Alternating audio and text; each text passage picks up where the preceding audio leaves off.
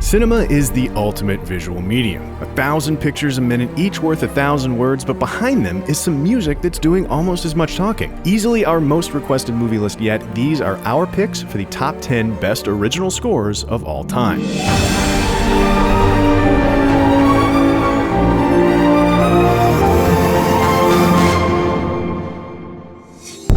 So the first question we asked ourselves when we set out listening was, how does music contribute to the telling of a story? And the first way we found was in the mood setting. Music is an incredibly effective way of not just communicating but conveying emotion. It can be dread, as in The Omen, or The Lion in Winter, or sorrow, as in Crouching Tiger, Hidden Dragon, or Schindler's List. Love, as in Titanic. Bliss, as in The Mission, and both hope and hopelessness, as in Swiss Army Man. But our favorite mood-building score goes to the power of jazz on film, which could be from A Streetcar Named Desire, or Taxi Driver.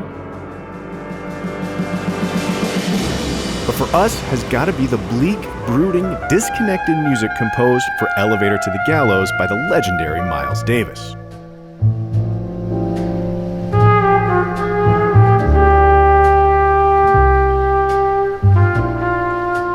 Elevator to the Gallows was an immensely influential precursor to the French New Wave, a trendsetter in instrumentation, and a piece that was absolutely dripping with a melancholy, lonely, alienated mood. And it was a jazz score in every sense of the word, with all the preparation of two chords Davis liked sketched together in a hotel room on a piano the night before sitting down with 4 other session musicians watching the film live, and then improvising the entire score. It's simple, unplanned, barely structured, but apparently when you strip all that away, and you're Miles freaking Davis, all you're left with is pure, unadulterated mood.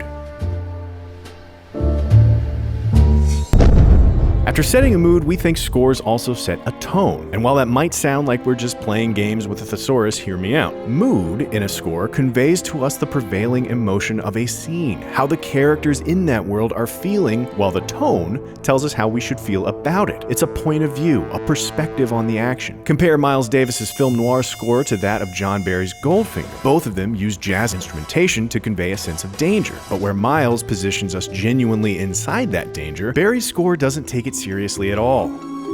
That's tone. It's the small intimacy of the assassination of Jesse James. It's the majesty and honor of Apollo 13.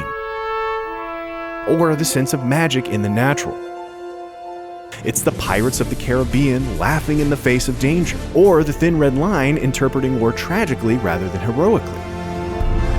However, the score that takes the tone we love the most has to be Nino Rota's in The Godfather.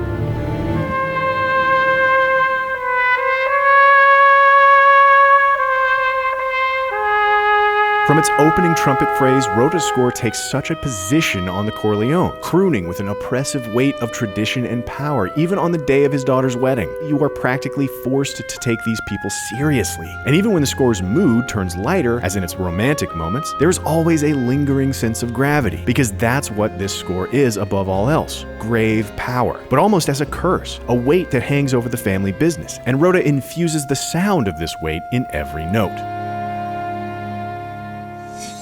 Sometimes scores can hit us less in the heart and more in the head, conjuring up an idea through music. Atonement does this by incorporating typewriter sounds as percussion to suggest that even the score is written. And High Noon uses the ticking of strings to suggest the approaching hour. Arrival uses incomprehensible voices as instruments to underline the struggles with communication, where Close Encounters of the Third Kind plays with the idea of music as communication. However, if there was a man known for effectively expressing ideas in musical form, it's gotta be Hans Zimmer. Whether he's ticking away the days in Interstellar, or stretching a tune to Dreamtime in Inception, or, for our favorite, basically writing a dissertation on time in musical form for Dunkirk.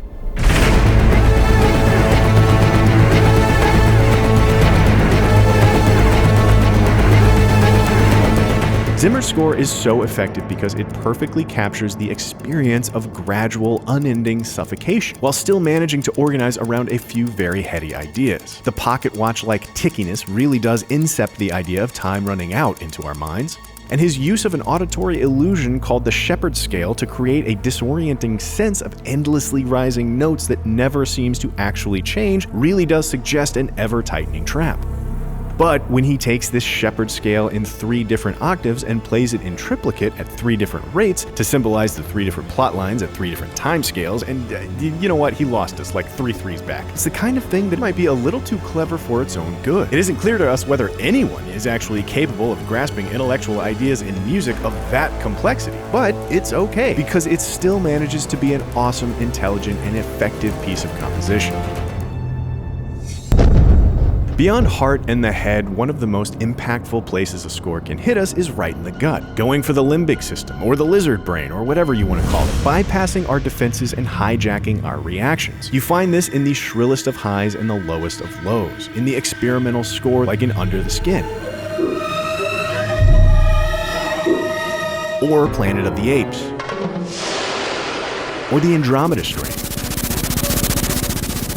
And it's the driving force behind the horror score. Every time you get your hackles up from a dissonant stab of strings, this is the level that music is working at. And when it is, it probably owes a debt to Bernard Herrmann, whose music practically hypnotizes you in Vertigo, entrances you in Obsession, and in this slot, attacks you in Psycho. This is what we all think of first when we think of the music of Psycho, and it is certainly the most acute version of Herrmann's incredible stabbing effect, the one where we almost feel the strings, even if we take away the picture. But Herrmann has started in on us with his musical violence from the very beginning, subtler, but only just. His use of strings as percussion and constant subtle dissonance is so effective because it makes us the targets of all the terror, instead of just the characters on screen. Watch the shower sequence as Hitchcock had originally planned it, without any music, and you can feel how much more detached the viewing experience is. But layer back in Herrmann's score, and there's an irresistible immediacy that comes from the innate visceral power of music that he managed to tap into.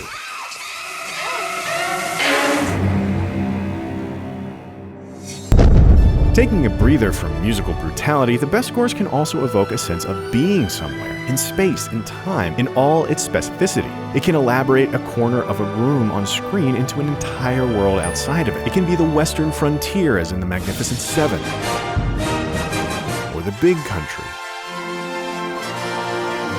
It can be space, as in Gravity, or sunshine. It can even be an imaginary world, like Middle-earth, or Metropolis. However, it is in the genre of the epic that this effect really shines, in War and Peace, in Around the World in 80 Days, in Lawrence of Arabia. But even better, we think it's Miklos Rozsa's score for Ben-Hur.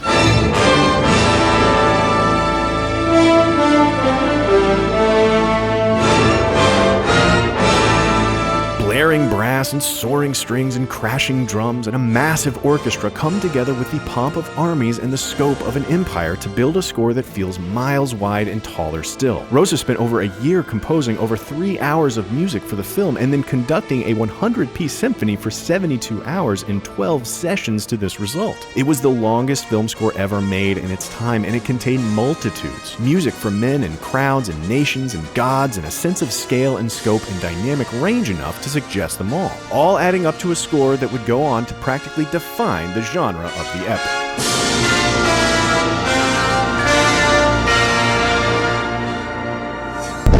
One of the most exciting ways a score can function is by turning up the heat or intensity of whatever's already on screen, an effect that is probably at its best in the action underscore, pounding drums and sizzling strings that act as a musical multiplier. You can find what we think are some of the best examples of this in films like Back to the Future, Raiders of the Lost Ark, Mad Max Fury Road, Suspiria, The Dark Knight, and Conan the Barbarian. However, if there's a film that still stands the test of time as one of the greatest, even after revolutionizing the genre in the first place, it's Sergei Prokofiev's Alexander Nevsky.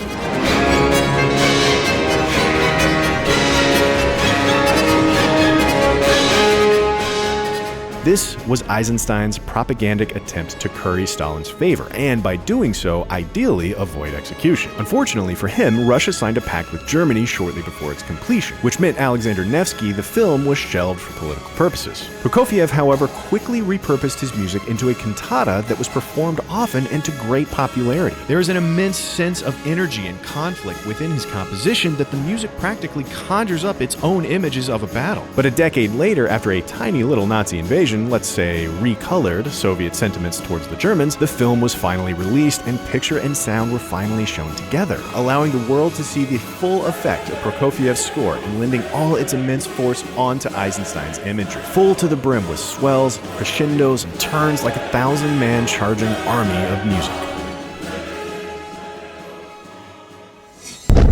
Music can do more than just intensify a conflict. It can almost become the conduit of the conflict itself, where the drama seems to be playing out through the music, above and beyond what's happening on screen. Consider the breakfast sequence of Citizen Kane. Yes, the performances and the camera tell a story, but that entire story is also told through just the music.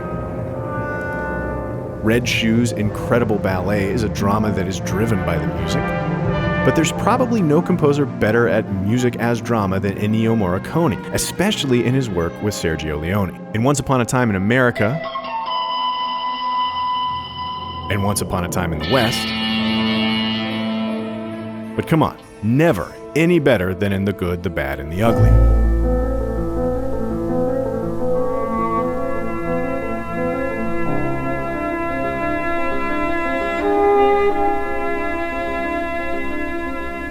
Without Morricone's music, most of Sergio Leone's movies would be absurdly long shots of pretty landscapes and tough-looking cowboys walking really slowly and glancing at each other out of the corner of their eyes.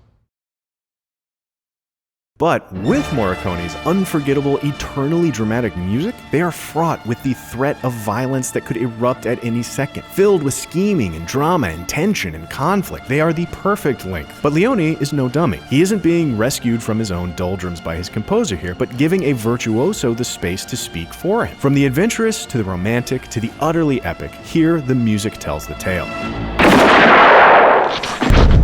Then there are the times when music takes you beneath the drama, where it focuses less on orchestrating the physical action or carrying the obvious plot, but instead turns its attention to something else that might otherwise go unseen, where the music becomes the narrator of the subtext and the voice of a character's inner world. Neil Young's score for Dead Man uses a haunting solo guitar as a stand-in for the character, where The Social Networks is a pitch-perfect evocation of childlike vulnerability getting covered over by rage.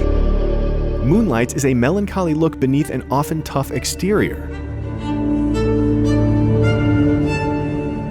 where Goldsmith's Patton employs 3 different melodies for the different facets of the titular man.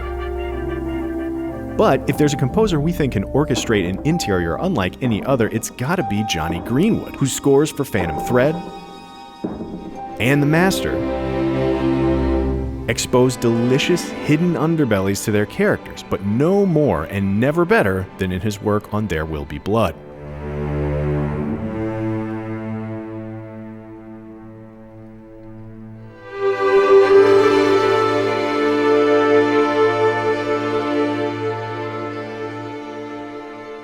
Paul Thomas Anderson has an extensive history of working with brilliant avant-garde composers to reveal a deeper layer to his films, including earlier work from Michael Penn and John Bryan. But none of it has reached quite the level of beauty, innovation, and sophistication as his work with Greenwood, who you may be more familiar with as the lead guitarist of Radiohead. There Will Be Blood was only his second score ever, but it cracked open the skull of classical film composition with a bowling pin, upending the traditional sound entirely and allowing something new and subtle and intimate to leak out. The dis-ease of the score, its subtle tone of melancholy and grief and tumult, understands an element of Daniel Plainview's character that we'd all likely miss without it, far more than the rest of the film and even Daniel himself would ever admit. Closing in at number 2, there's one incredibly important thing we haven't even talked about yet: the ability to write an incredible theme. Of course, by theme we really mean leitmotif, a recurring musical phrase or melody that is introduced at the same time as an important person, place, thing, or idea that can be replayed every time the composer wants to evoke that associated element. Maybe with a variation to suggest a change, faster or slower, or in a different key, or with a different instrument. As for some of the best, how about this one from Braveheart?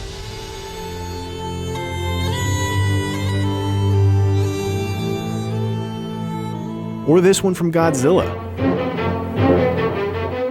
How about the original Batman theme? You probably recognize all of these almost immediately. However, when someone says theme, there's no one we think of faster than John freaking Williams. He's written absolute stunners for Jurassic Park, for Jaws, for Harry Potter, or for Superman. But come on, you're already humming the damn tune. This one goes to Star Wars: The Empire Strikes Back.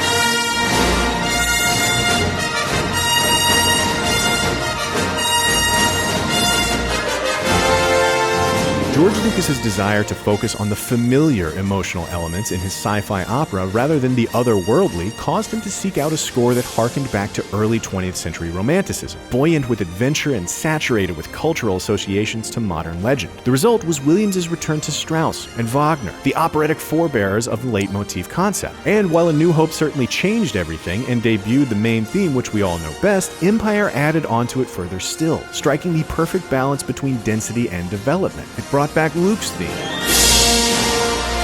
the Rebel fanfare, the Force theme,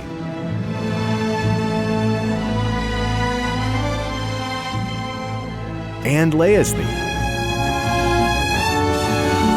while debuting Darth Vader's Imperial March theme, Yoda's theme, the Han Princess theme,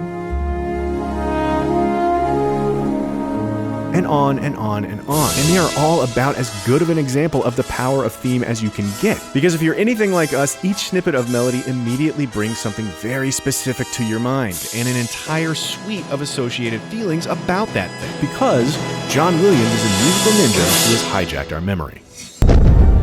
When we first set out to come up with this list, a friend asked us if there was any composer out there who was a peer to Williams, and our response was, honestly, we couldn't think of any. Some of his contemporaries, like Goldsmith and Horner, came first to mind. They are absolute geniuses in their own different ways, but as far as the majestic sweep of the huge romantic theme, we weren't sure anyone could compete. And after all our research, we still think he is ultimately peerless at what he does. But you'll notice he took up our number 2 slot, and we still have yet to crown a number 1. And that's because we found 2 other composers who aren't really his peers, because while they've composed scores of themes just as well as him by about half a century, they did it first. One is Max Steiner, probably the most prolific composer who ever was, author of such world-class compositions as those for King Kong,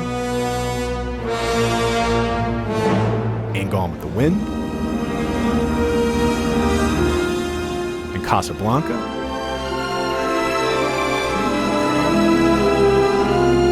and about 300 others. And the second is Erich Wolfgang Korngold, who compared to Steiner and his hundreds, scored only 19 films. But each one is literally one of the best pieces of film music we've ever heard. The Private Lives of Elizabeth and Essex, Captain Blood, The Prince and the Pauper, God, The Adventures of Robin Hood. To prove a point, does this theme that Korngold composed for King's Row in 1942 sound at all familiar to you?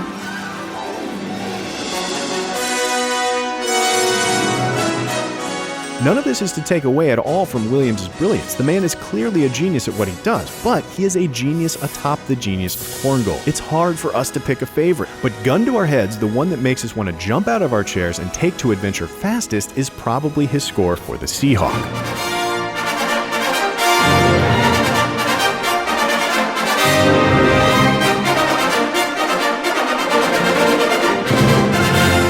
A child prodigy, Austrian exile of the Nazis, and musical descendant of Wagner and Strauss, Korngold was a clear forebearer to John Williams, from whom he has clearly inherited so much. In a decade where stock music was almost just as common as original composition, Korngold's work was really and truly the high watermark for film scoring. He laid them out like opera librettos, even referred to them as operas without singing, filled with themes each more magnificent than the last. And the Seahawks score builds its moods, takes a clear tone, suggests ideas about swashbuckling in the seas, plays with our hearts and minds and guts, evokes a romantic setting like no other, intensifies the action, underlines drama, and even contributes to the subtext of one of Errol Flynn's most complicated characters yet, all while wrapping this in some of the most entertaining and memorable music we've ever heard made for movies, which is why we think it's one of the best original film scores of all time.